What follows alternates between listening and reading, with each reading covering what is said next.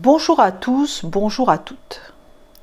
Je souhaite la bienvenue aux nouveaux abonnés qui me découvrent. Je me présente, je m'appelle Nathalie Bérébi, je suis kinésiologue depuis 20 ans sur Gap dans le 05, spécialisée en psychogénéalogie, la transmission des traumatismes des ancêtres via la mémoire ADN et je propose des thérapies psycho-énergétiques également. Je profite de ce podcast pour vous annoncer que j'ouvre un cabinet secondaire à Saint-Raphaël dans le Var à compter du 3 septembre 2022. Je propose également des soins à distance par WhatsApp pour les gens qui souhaiteraient me consulter. Merci d'en faire la demande. Les liens seront en bas de la description. Merci de votre attention. Je vous invite à partager les vidéos, à cliquer sur le pouce en l'air si mon travail vous satisfait et à vous abonner. L'approche de la mort, vaste sujet existentiel qui jalonne toute notre vie. Au moment où l'on est, où on sort du ventre protecteur de notre mère, où tous nos besoins sont satisfaits d'une manière automatique, il faut apprendre à renoncer à la fusion avec elle. Ce qui m'a motivée à faire ce podcast, c'est mon lien étrange à la mort. En effet, depuis que je suis née, et certainement bien avant, la mort a toujours plané sur moi et elle est devenue familière finalement. Elle se tient à l'écart, prête à bondir sur sa proie au moindre écart. Ma mère m'a conçue sous le couvert d'un drame. La mort de son petit frère David sur ses genoux. Il avait 13 ans, elle avait 20 ans. Il est mort d'une insolation et il était pêcheur. Elle n'a jamais pu le ranimer, le ramener à la vie et elle se sentait coupable de l'avoir laissé mourir et de ne pas avoir pu le sauver. Surtout quand on sait que nous n'avons aucun pouvoir de vie et de mort sur autrui. À partir de ce moment-là, elle est morte à la vie. Elle est devenue morte vivante, si je peux me permettre de dire ça. Et pendant toute son existence, paix à son âme aujourd'hui, et qu'elle soit en paix, j'ai entendu parler de cette histoire où elle pleurait, ça a duré plus de 60 ans. Durant mes 20 années de travail sur moi, j'ai travaillé pour désincruster ce que ce drame familial avait laissé comme empreinte sur ma vie de femme. Et pour couronner le tout, on m'a donné le prénom de ma grand-mère maternelle Ginette, Gina, mon deuxième prénom qui a programmé également ma vie. Car les prénoms qu'on donne des ancêtres programment nos vies et celles de nos enfants. J'ai porté ce deuil bloqué avec les conséquences que ça a sur une vie. Cela s'appelle être un gisant. Un gisant, c'est celui qui gît. Quand on gît, c'est qu'on est mort, donc n'avoir aucun droit à rien sur cette terre. Se battre pour avoir des miettes. L'amour est interdit car on peut perdre. Ce fut mon combat qui m'a permis de devenir un light worker, un travailleur de lumière. J'essaie par mes mots, par mes actes, d'insuffler plus de conscience et d'amour dans la vie des gens qui croisent ma route, car je suis intimement persuadée qu'il y a une force supérieure, une source, qui nous relie tous. De ce fait, j'ai eu la mort aux trousses toute ma vie, d'où ce rapport étrange avec cette entité bien spécifique avec qui je partage ma vie. À 7 mois, on m'a ouvert le ventre en deux, car j'ai eu une invagination intestinale. Quand on sait que les intestins sont le deuxième cerveau, au niveau émotionnel.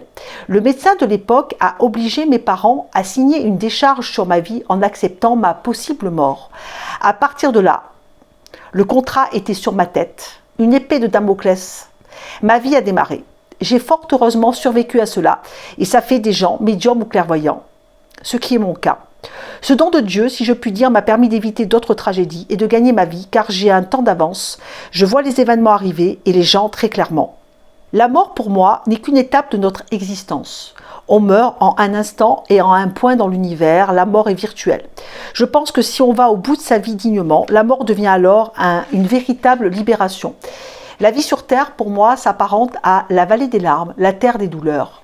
On vient sur Terre pour transcender sa souffrance et ce pourquoi on a choisi de vivre, sa mission de vie.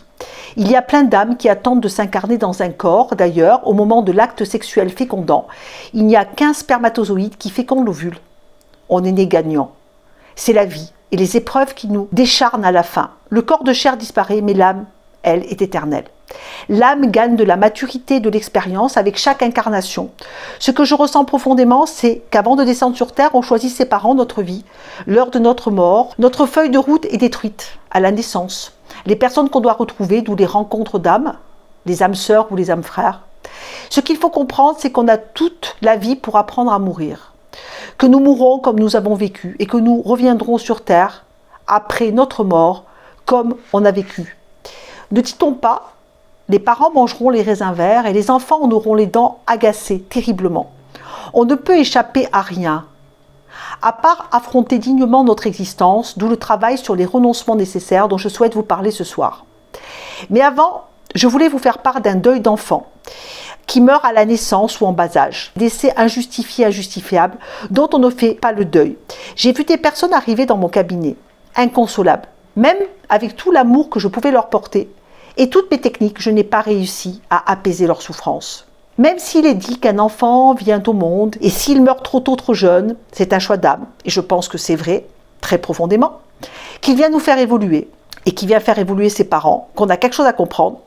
Je pense qu'on ne se remet pas de ce genre de drame, on survit, ou on meurt, par le déclenchement d'une maladie incurable, très souvent qui est une réponse à une trop grande souffrance.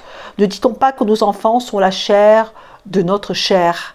Ceux qui réussissent à revivre après une telle tragédie ont une force intérieure surhumaine, parce qu'ils ont su transcender cette souffrance en pure lumière. Bravo à eux.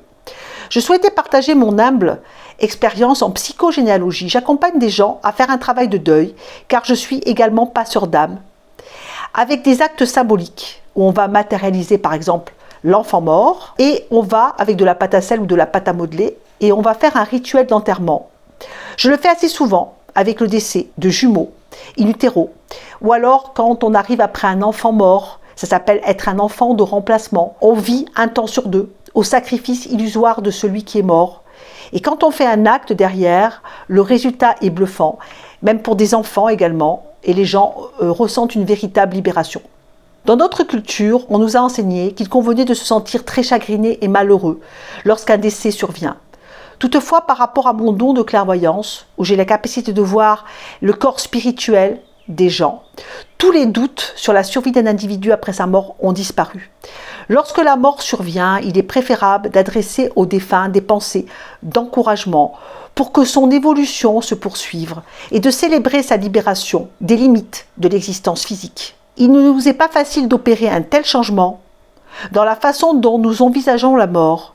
Nous avons subi un conditionnement profond et le lâcher-prise est difficile. Il y a une quantité de choses auxquelles il nous faut renoncer dans la vie pour grandir, croître et devenir adulte. Parfois, la vie ne nous laisse pas le choix, les imprévus en fait.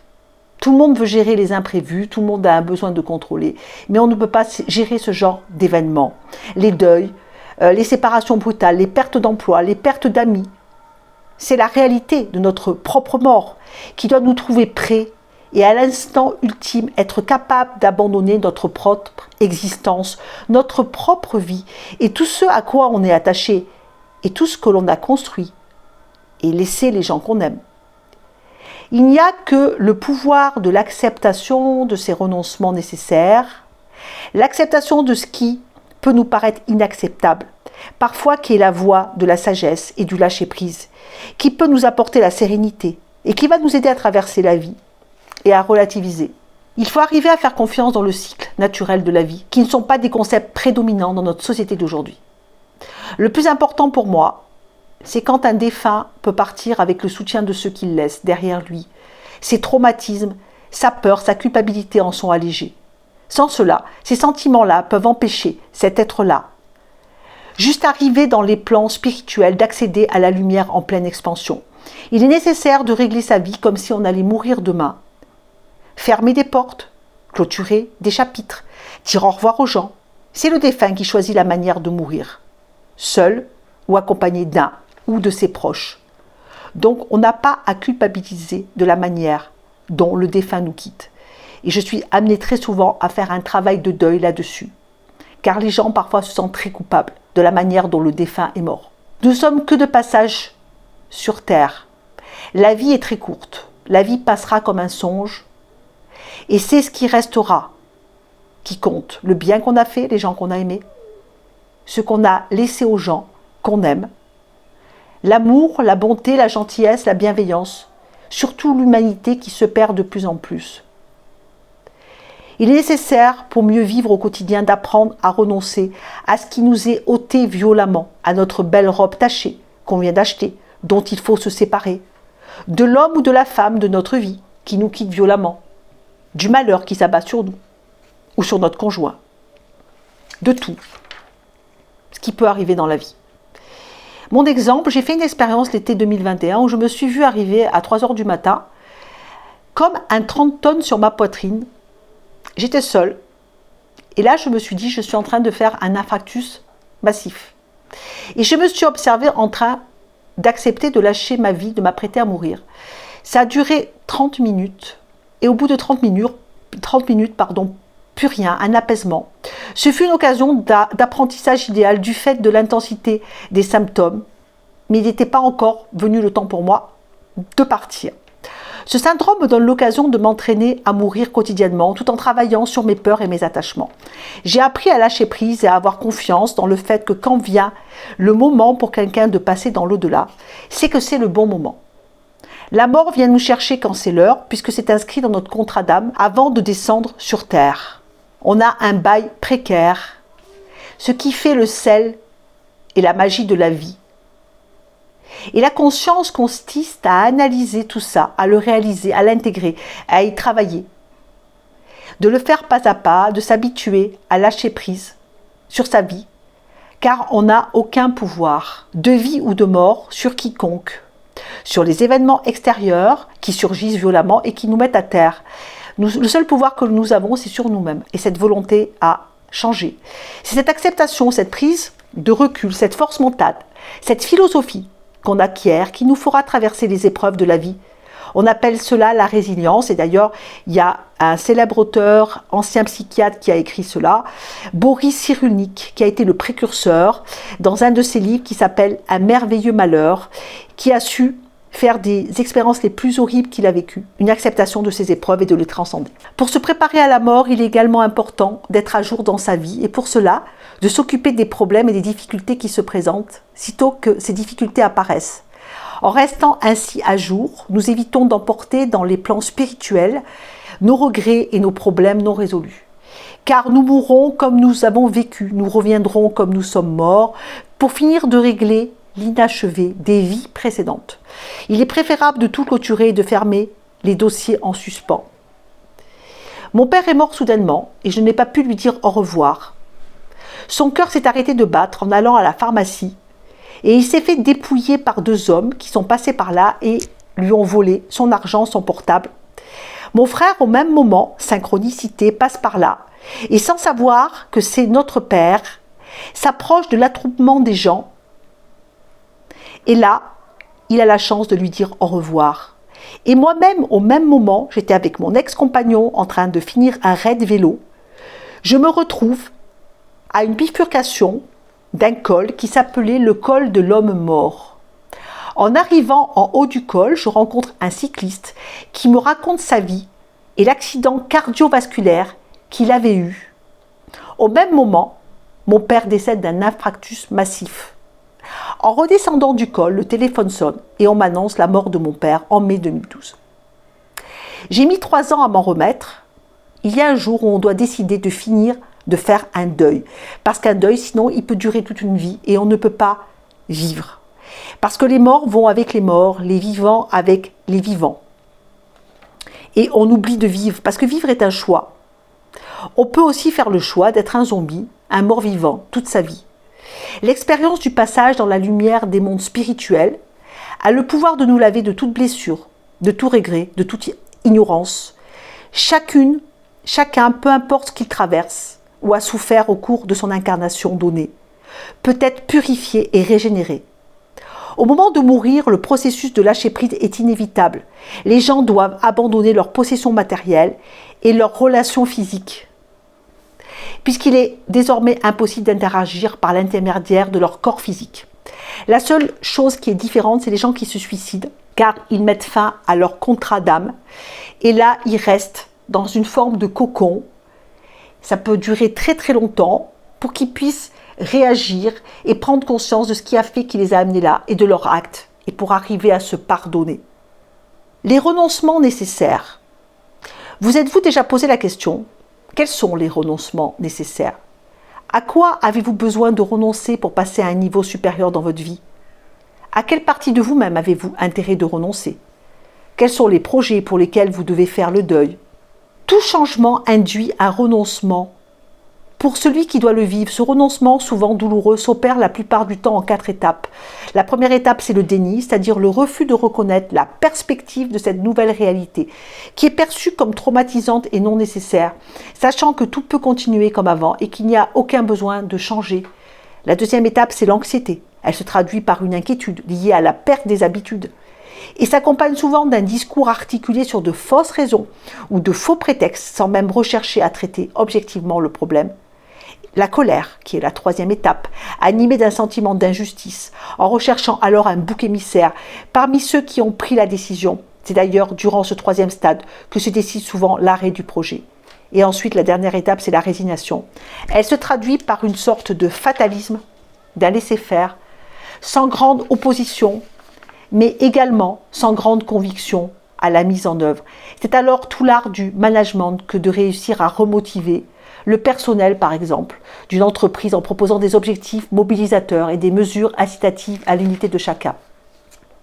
Pour ma part, j'ai vécu une expérience de renoncement nécessaire avec une personne proche de moi et proche de mon cœur, que je n'arrivais pas à sortir d'affaire. J'ai vu sa fin proche et j'ai dû me préparer à accepter sa fin. Et au moment où je prends réellement cette décision en conscience, avec mon esprit, mon cœur, mon corps et mon âme, j'ai senti ma vie tomber d'un perchoir sur le sol en miettes, comme du sable. Et à ce moment-là, le téléphone a sonné et un miracle s'est produit. J'ai une immense gratitude pour la vie depuis. Je voulais vous dire un petit mot sur le lâcher-prise. En quoi le fait de vous agripper à une situation génère-t-elle des émotions négatives et vous empêche de réussir ?